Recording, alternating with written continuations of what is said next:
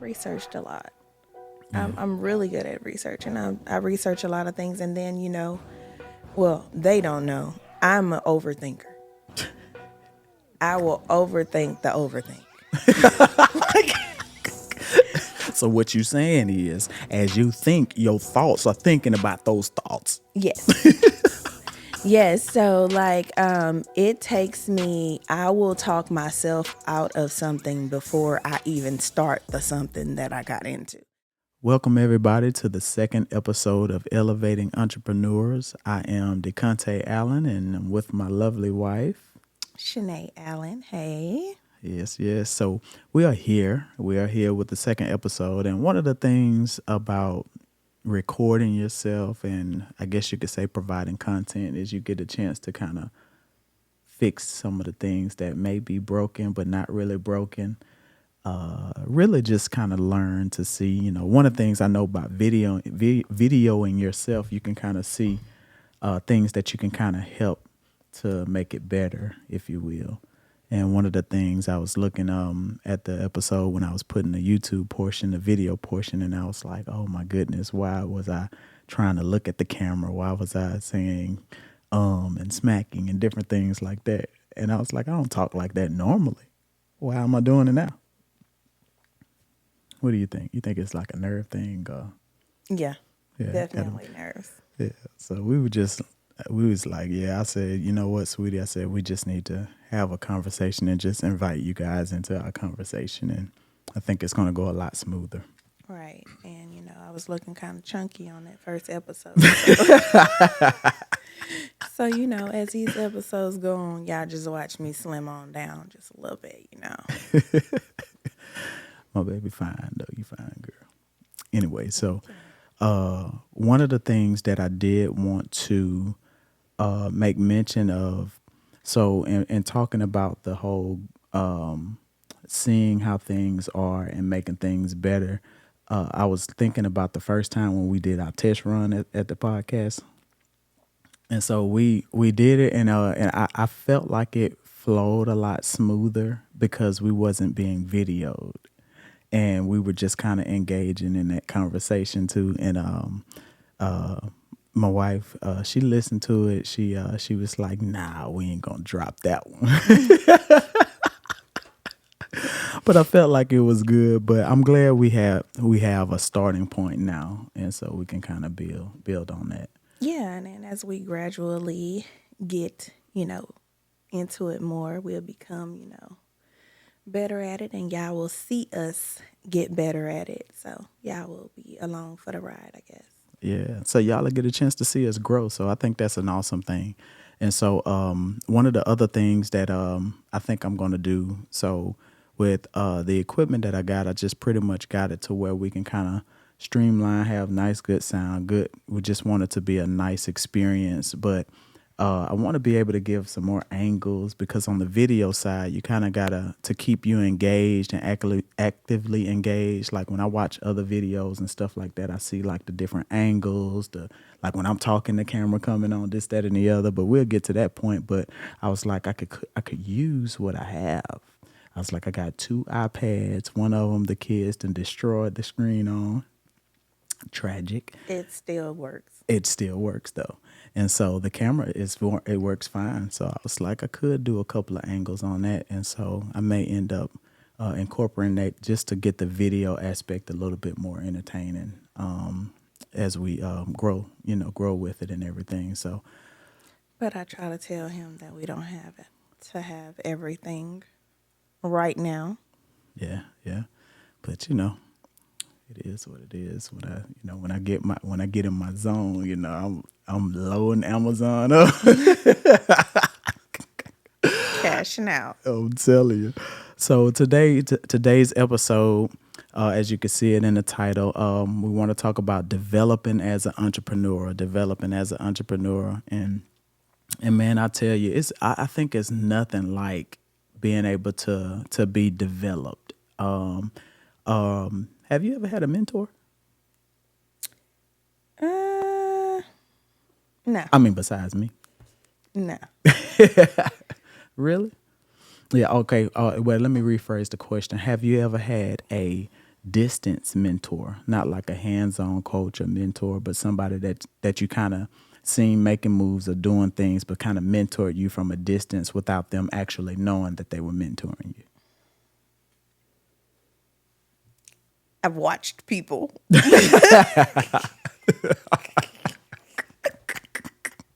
Fair enough.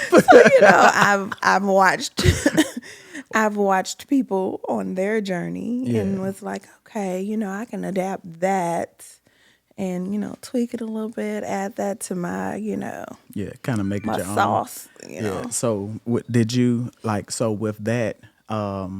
Was it like the same person that you kind of watched and allowed to kind of give you that insight or that you?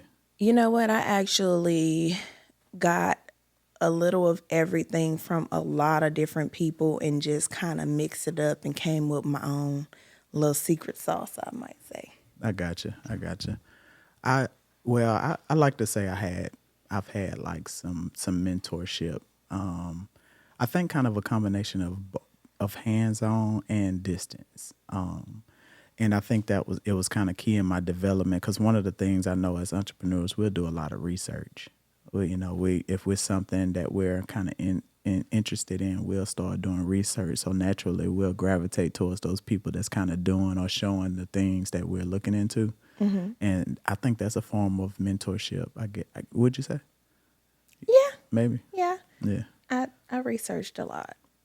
Yeah. I'm really good at researching. I research a lot of things, and then well, they don't know. I'm an overthinker. I will overthink the overthink. So what you saying is, as you think, your thoughts are thinking about those thoughts. Yes.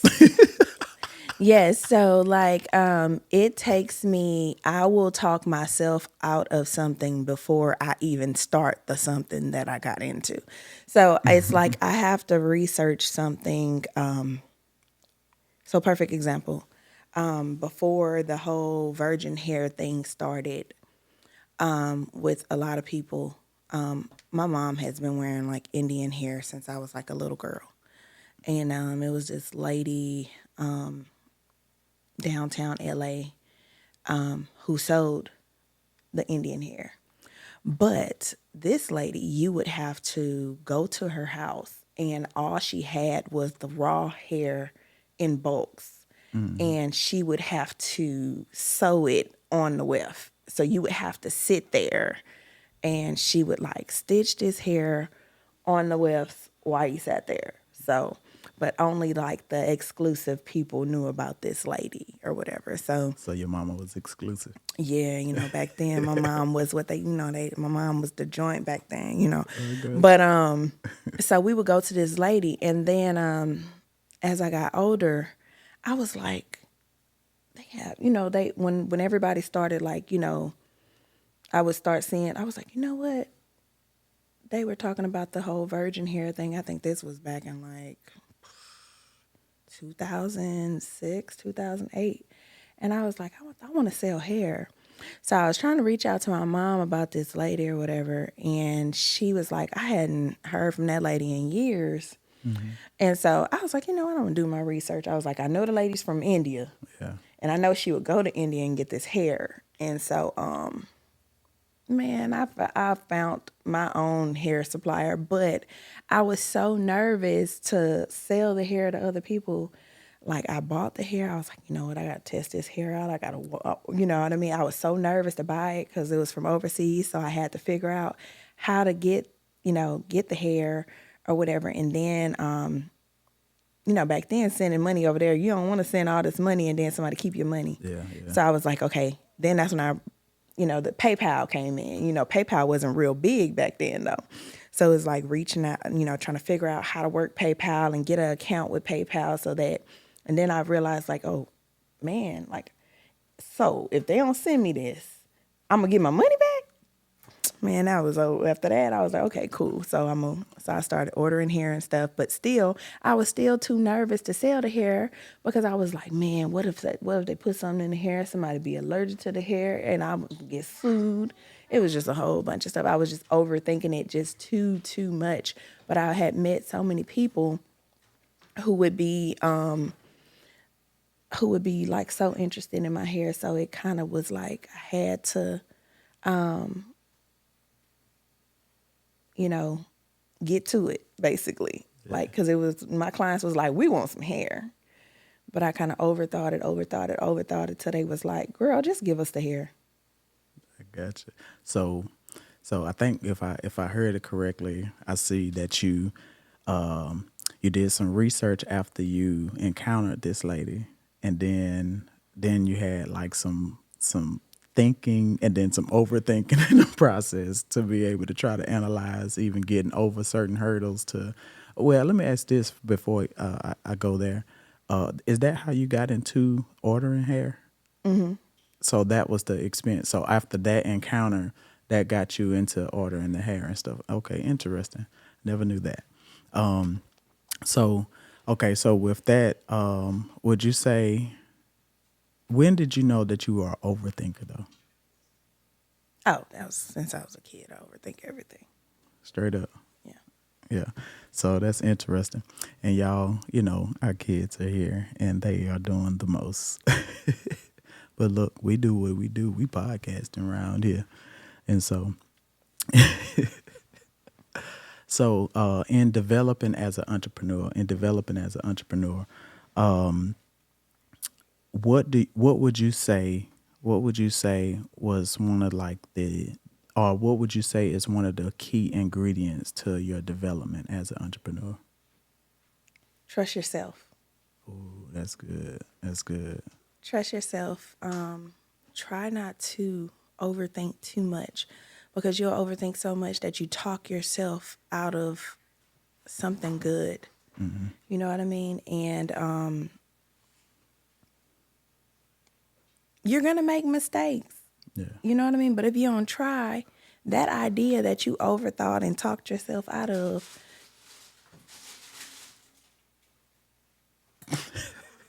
They doing the most. We good. that you over, We unfiltered with it.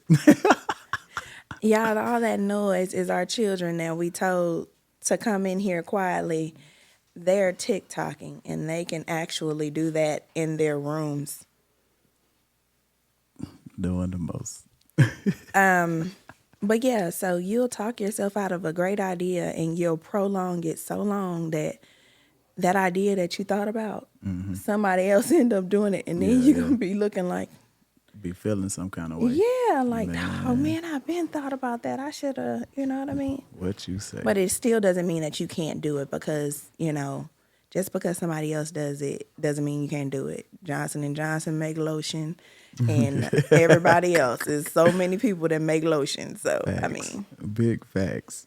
Yeah. So I like that trusting yourself cuz I guess you could say we each of us, I believe God just give each of us abilities to do things. I know one of the things in the scripture it says whatever we put our hands to shall prosper.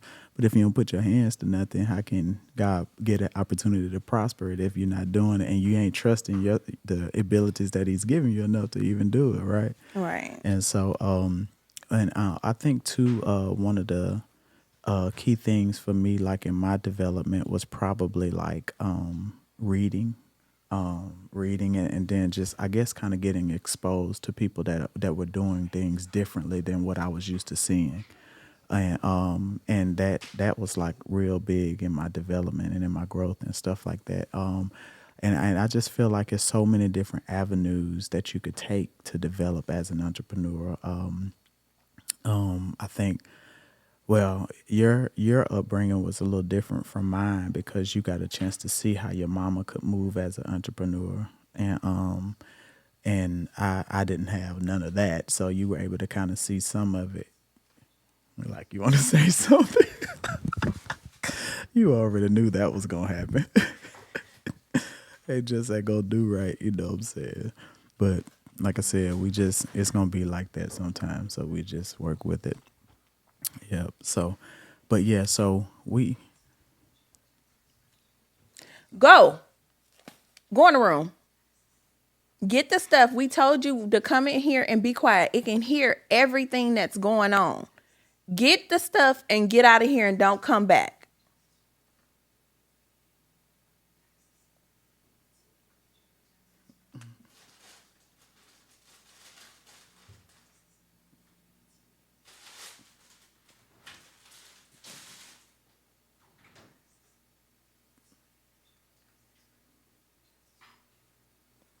Don't come back in here.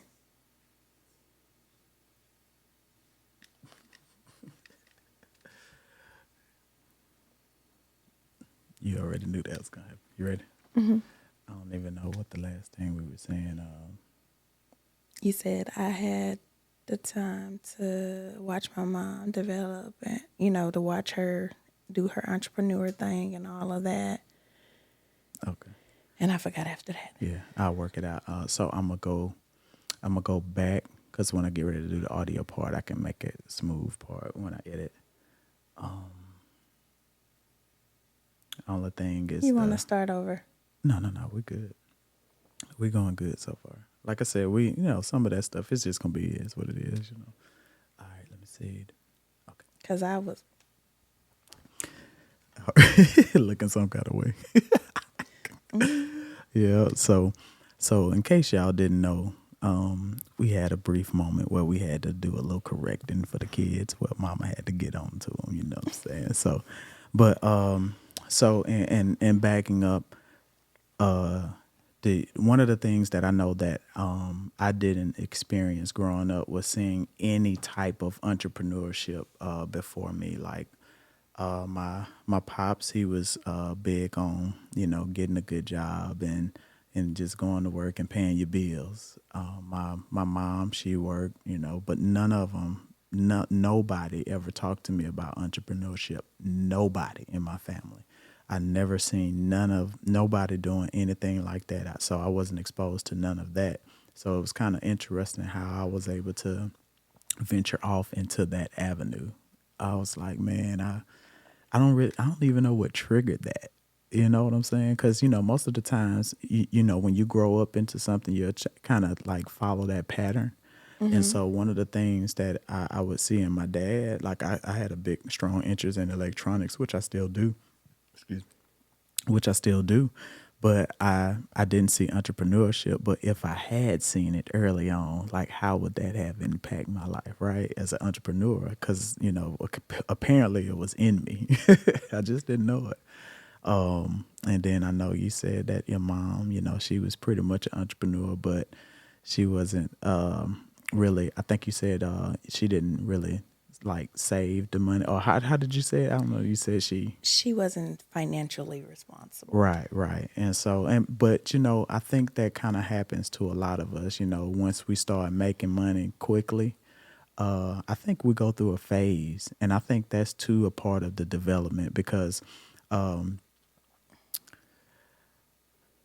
us, we haven't, per se had like a lot of those opportunities out the gate, you know what I'm saying? And so we kind of dig ourselves from a different mindset. And I think the more that we develop as entrepreneurs, especially like in this day and age, because it's a lot different from how it used to be. And I think that we have a chance to kind of change the generational influences, if you will, that's been, going on. I can definitely see the way you can be financially irresponsible because and I can say that I'm financially responsible, but in some ways I can be financially irresponsible. I just how can I put it? I'm going to save some money, Yeah. but I'm going to spend some money. Yeah. I feel like I could be more financially responsible than I am. I think that when I first started out, where $10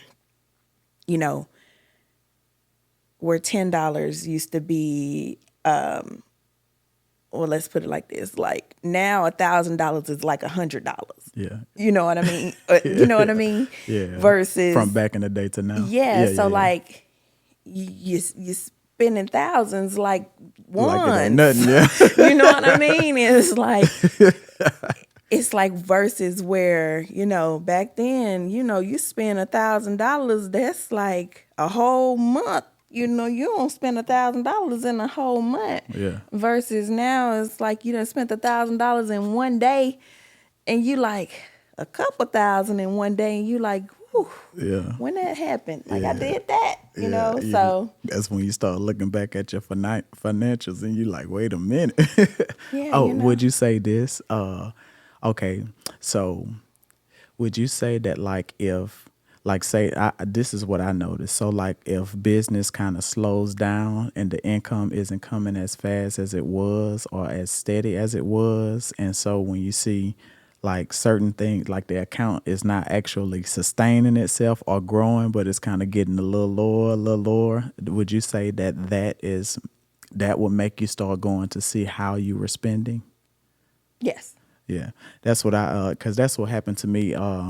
So once once things started really kind of taking off with the company, and I was just like, man, look at this. I done ran through some money, cause well, cause you used to tell me all the time, babe, you spend a lot of money, and so, but in my doing that, I wasn't always just like buying some of anything, but I was investing into the business too, but I was one of the things I'm grateful that you would mention because it will keep resonating with me. You will always say, "Do you need it though?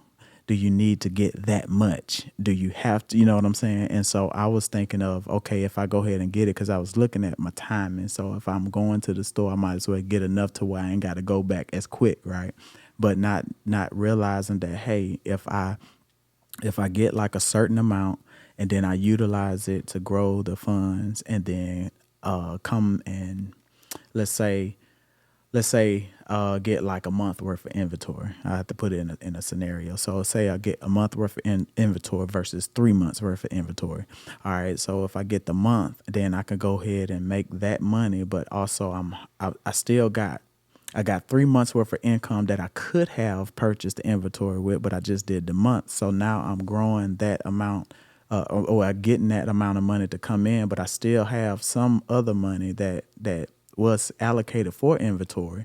But now, since I didn't spend it right then, if another opportunity comes to where I can like move that money that would have been spent, I could, possibly have an opportunity that I could just kind of capitalize on, and we know the likes of business credit and stuff like that that we can kind of use, but sometimes having the cash to do certain things can kind of move a little quicker versus waiting on approval or doing different things, and so I think that was one of the things I was real thankful that I kept hearing you say in my ear, like, babe, do you need it now? Do you need that much, or do you this, that, and the other? And so that helps me in my development as a business owner. yeah. I was just gonna say, and that goes back to developing as an entrepreneur. You Yeah, basically you learn your business as you go.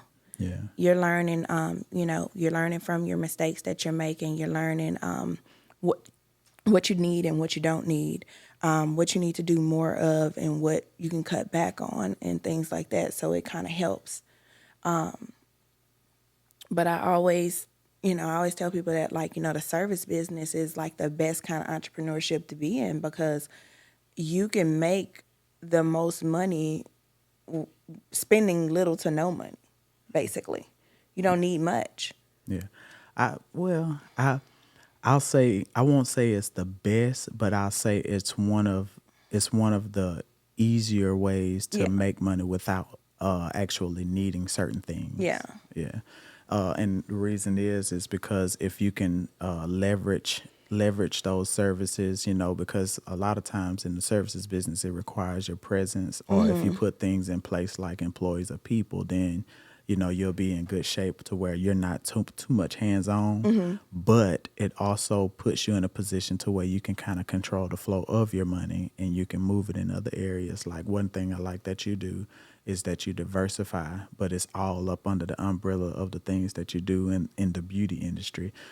Everything honestly that you've done outside of the real estate portion of it is, centered around the beauty environment. And so, I'm a hairstylist, so I use these products. So, hey, why not have my own products that I could, sell and use and stuff like that? So, And that's yeah, part of the residual part. That's the stuff that you Yeah. have coming in where you don't have to do anything. Yeah. Yeah. You know what I mean? That helps you. Like what I tell people all the time, I'm like, I want to get to the point where I make money in my sleep. I don't have to do anything. Yeah. I don't, that part of it, you really don't have to do, you do the leg work in the beginning, but after that, it kind of makes it. Makes it do itself. Yeah. Because one of the things I know, what was it, the edge control? Man, that stuff, you couldn't keep that stuff in. And I was like, man, That and the oil, that hair growth oil, it goes like crazy. yeah. So, but I think it's cool, like the development, developing as an entrepreneur, just has so many different angles, that you can just experience as an entrepreneur. And so I just think that's dope, man. I enjoy entrepreneurship. I really do. So I know that you've been in entrepreneurship for a while. And one of the things I would like to talk about, because I think this was kind of key in your development when you were working towards opening up your shop. So when you decided, I'm going to open up a shop, at that moment, your development, if you can think of what was your mindset like as far as your development, and or let me ask this: why did you feel like that was a move you needed to make? Because too many people was coming to my house. You know how I am. I don't like company. I don't like company, and it got to the point to where, well, first of all, how I take my clients is like, I only take clients like word of mouth. I don't do walk-ins. I've actually never did the walk-in thing. When I did hair at home. You know how I only do appointments only, and you had to be referred by someone. It never was where you can just go on there and make an appointment and you are a random person. I got you. I didn't start taking appointments from new clients that I did not know until I opened my salon. So you could not come to my house unless someone that I knew you, because people are weirdos. Like, let's just get that out there. People are weirdos. And so it got to the point to where I had so many clients that it was just so many people coming to my house. And I was like, you know what? I need to go ahead and just invest in myself and try to find me a location. And so I was really, really nervous, but it was something that I had been wanting to do since I was like 18 years old. I had always said that I was going to have me a salon, and I just was like, you know what, it's time. And so I remember the first people I told about it was my kids. I think my son might have been like 11. And they were like so excited. They were so excited about it. And I had them like, we were all in the car and I had them on a hunt with me. And I was like, if y'all see a building, I need y'all to point it out. And so we were riding down the street in Saraland, and they actually found the building. Yeah. And so they were like, Mom, right there, right there. So we stopped and we called the lady. But I had been saving. For a while. I think I had saved for almost a year. I had been saving money to get me a space, because I didn't want to get the space and go and be in debt. Yeah, I got you. And so my uncle, Carl Simpson, shout out to him, he always said that businesses that start in debt usually end up closing in the first year. Wow. So, and this was just like, we would always talk, I would tell him about business. And I remember when I was like 18, he was like, if you write me a business plan, I'd give you a loan.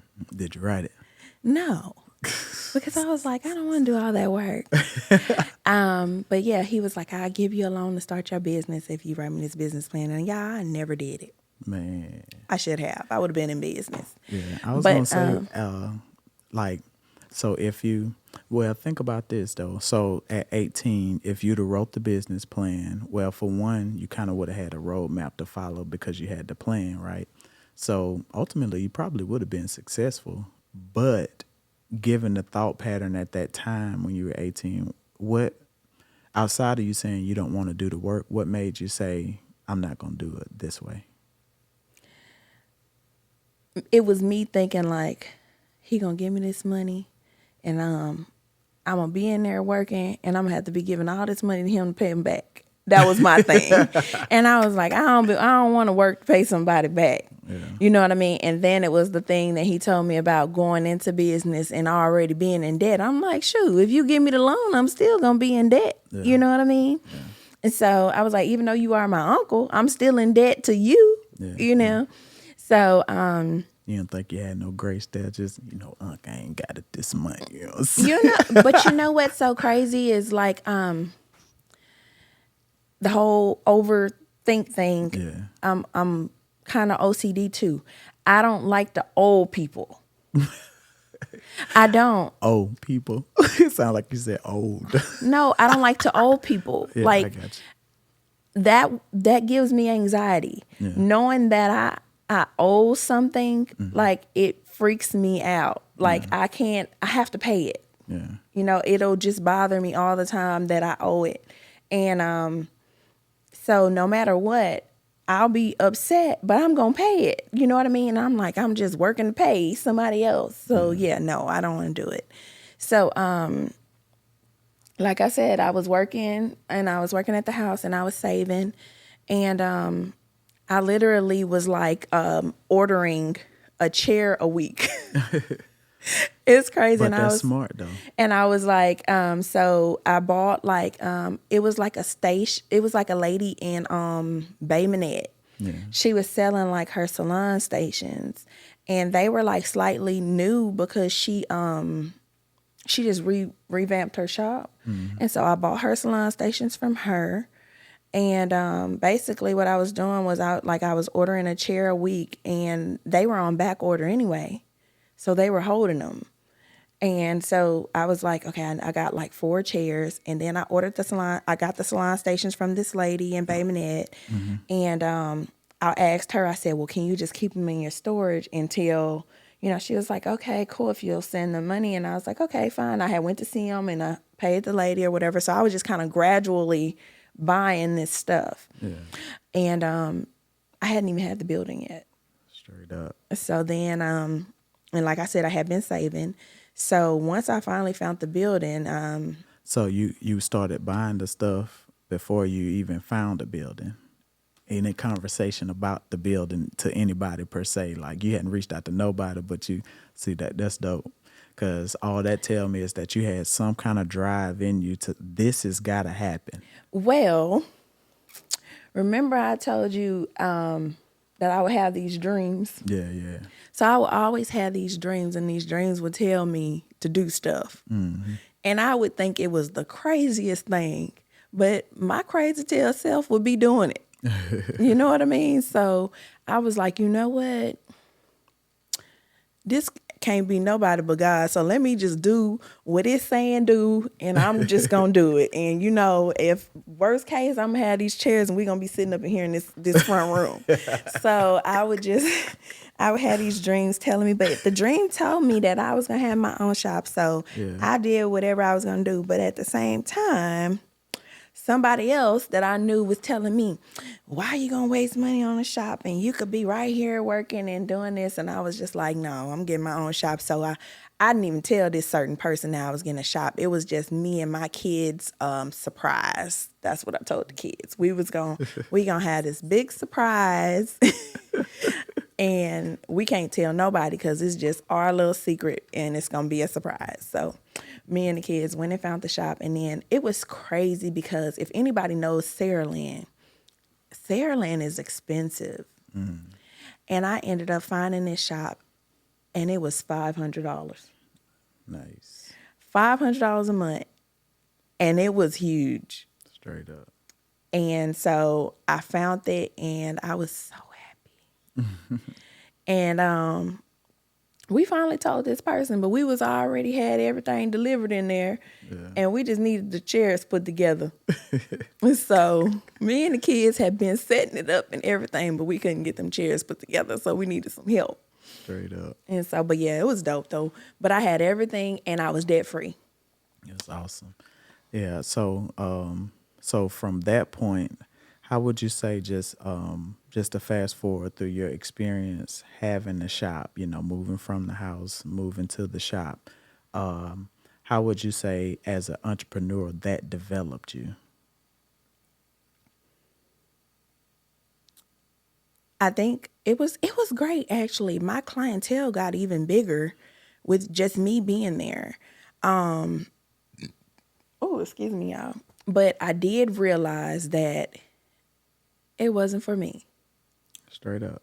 It was not for me. Okay, so I did the whole hiring people, and it may have been different if I had been in maybe a bigger city. It may have been different, but not here. Here it wasn't for me.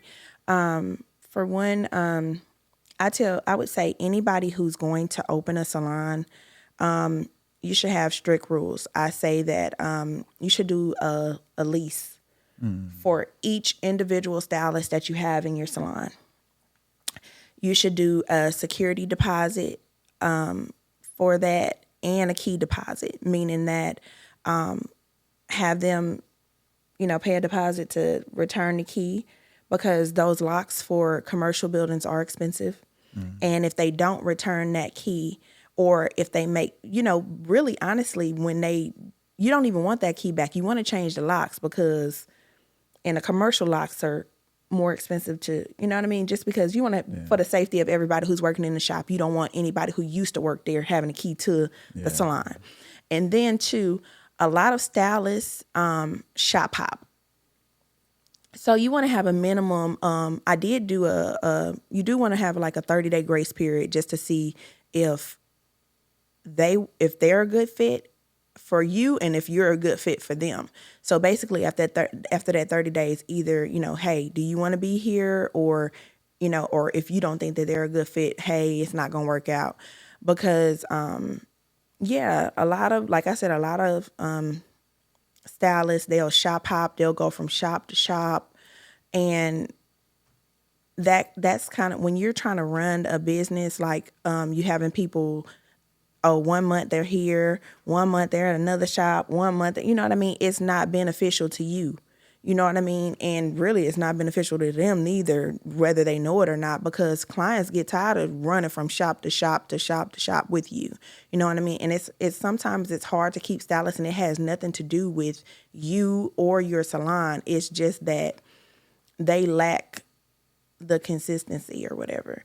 But in order to do that, most salons that I know that are successful, they do like a 6-month lease or whatever. And that way, if they break the lease, then they have to pay the rest of that lease out.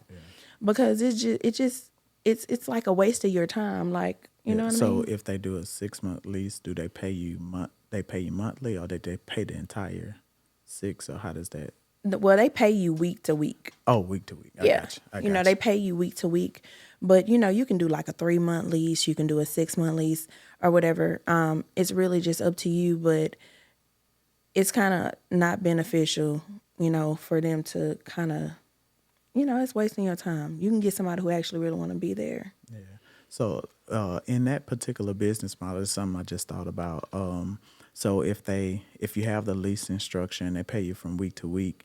When it comes tax time, do you 1099 them, or how does that work? Yes. So you would 1099 them for their salon space because they want to be able to file that on their taxes. So that would be good. So would they be considered like independent contractors? Yes, I guess? they are independent contractors. Interesting. Yes, stylists are independent contractors. So they're liable for all of their own stuff. But that's a good business model for salon owners who are renting spaces. that's the best way to rent the space, because that way it makes sure the stylists that you do that do come in are serious. I got you. But then too, with stylists, you want to be somewhere and be consistent. You don't want to shop hop, because that shows your clients that you're inconsistent. You know, and then as a salon owner, you want to provide a space that's comfortable for your stylist and that's beneficial to them as well. You want to, you know, keep it clean and stuff like that. So also with providing the space and everything, you are responsible for keeping the common areas clean and things like that. They're only responsible for their station area and things like that they would get dirty and things like that. So you know, then that's the thing too, because it's like salon owners, they just want you to rent the booth. I mean, they just want you to rent it, but they don't want to keep up. They don't want to keep the upkeep of the salon. You know what I mean? Yeah. So Good deal. So it sounds like you really learned a lot during that process, because if y'all looking at starting a salon, she just dropped y'all some gems on she gave y'all the whole place. So hopefully you taking notes, rewind it, or whatever the case may be, but she gave you the play. And I feel like that's kind of key to development. You know what I'm saying? Like people that have done it before us and kind of been down that path. Yeah. And like you probably just collapsed time for a lot of people that are inspiring to open their own shop, because what you just gave them the whole play on how to do it. And so they can just go in and just implement those things. So you just straight mentor somebody, so some of y'all just got developed for the free. You know what I'm saying? yeah, but I mean, it's beneficial to those. I think with me, the reason why I didn't work also is because I'm so introverted. Like I would, I don't know. I'm pretty much, when I work, I'm gonna talk to my client. I'm not the whole, like, I don't talk to the whole staff and we gonna hang out after work and all that stuff. Yeah. That's not me. Yeah. Just stay in your lane. Yeah. I I mean, got we cool. I don't have anything against anybody. Like, I you. Yeah. might come out every blue moon and stuff like that, but you know. Yeah. I mean, even as an employee, when I was working for people, I didn't ever, I mean, every so often I try to hit up some of the events or whatever just to kind of, but I just be having other things going on. Like, shoot, I'm working for somebody, and then after work, yeah, I want to get together, this, that, and the other. I got to work on my entrepreneur stuff because I'm trying to get away from the 9 to 5, right? But I do think that it's cool when salons have the whole salon family vibe and they do stuff after work and things like that. But I like being by myself. Yeah, yeah. Well, I mean, it's I think too a part of our development, because most people that are introverted, like, so I know growing up I was heavily introverted, real shy. We talked about that, how we both were shy. And so I don't know, like, I don't know really what switched for me. I know what switched for me. One of the things that I noticed that God would do with me is that He would put me in positions to make me uncomfortable, like all the time. And honestly, it was because of the purpose that was in there. He was trying to pull that out of me, and so I couldn't stand speaking in front of a large crowd. That's 2 or more people. That's me and one other person. I still can't. Yeah, and Well, so I can as long as I'm sitting down. Like yeah, I can't stand in front of a whole bunch of people and talk. Now, if everybody's not looking at me and I'm just sitting in the crowd like everybody else and talking, yeah, I can do that. yeah. I don't think you heard what I said. I said 2 or more people. So it could be me and one other person. It could be you. I am a nervous wreck. That was back in the day. You know what I'm saying? Crazy, man. So, but I just got and it was just a part of my development, in the journey, because I was thinking, like, when I even before, like, I accepted the call to preach, I was I was in college. I think that was probably one of the first times where I was like outside of like a speech or something for like church or something for Easter. You know what I'm saying? But when I was just kind of put in in a predicament, you know what I'm saying, where I had to get up in front of some people that I ain't know, and I had to talk, and I was like, oh my goodness, man, and it was like my whole chest was about to come out, and it didn't stop. At church it was the same way. Anytime I got up in front of people, I was just a nervous wreck. But what I found out over the course of time, it was like the more that I it's like the more things that you're more comfortable with because you know it, or you'll get more familiar with it. So it was just developing me to be better or get better. And then I would get feedback from people, like when I would speak in front of people of different things, different mannerisms that I was doing. And I never really like took the time to kind of like record myself, speaking and doing different things like that. But I started doing it enough to where I started kind of picking up on certain things. But I had a lot of bad habits, and I noticed like you looking at my hands when I do like that, from time to time. So I don't know if that's a thing, but that's It's okay something to that, talk with your yeah. hands. So, it's just different things that I would check out, but it's like at the same time, you want to be able to express yourself and try to kind of get the message, you know what I'm saying? Because I think it's a way. Well, I think that you should talk with your hands because if you're just standing up there like this, Looking like a robot. that's that's gonna look kind of weird, you know. You sit up there. I am not going to kind of how you was doing on Facebook earlier. I still be nervous no matter what. I be trying to make myself get on Facebook Live so I won't be as nervous. Like right Yeah, now, I'm still nervous. yeah, Like yeah. my heart is beating so fast right now talking, Straight up. but I'm still nervous because the camera's on. I got you. Like I'm trying not to look at it. Yeah, I haven't looked at the camera the whole time we've been podcasting. I've been trying to look at you that's because good. I'm nervous. That's good. And that's how we, and we're just being transparent, y'all. But that's how I want it to be. Like, I think as we go, it's gonna get more natural because honestly, it's just me and you. It just so happen we can hear ourselves. You know what I'm saying? And so I think it'll just come natural. The more we do it, and we're gonna keep doing it. We're gonna drop y'all a new episode once a week. And as we get more into it, we may start doubling it up. Just depend on how much y'all into it and everything. And so, but yeah. Before I guess we close out, so we said what? Trust yourself. We said reading was good. Research. Research, definitely Yeah, research. research. So I would say, of course, like mentoring, coaching, but a lot of that goes in with that. And try to be your authentic self. Yeah, yeah, absolutely. And How important would you say that is? I think that's very, very important. So, like, I've been trying with the podcast, like, this is me all the time. The no makeup, Shout just out, and she's so cute. just thrown together type. I like, I'm a tights girl. I just throw on some tights and a t-shirt or something like that. So I said that I wasn't just going to put on makeup to come get on the podcast. 90% of the time I wear glasses. I rarely ever wear my contacts. The only time I wear my contacts is if we go to an event or something like that. I much prefer to wear my glasses. They're so much more comfortable to me.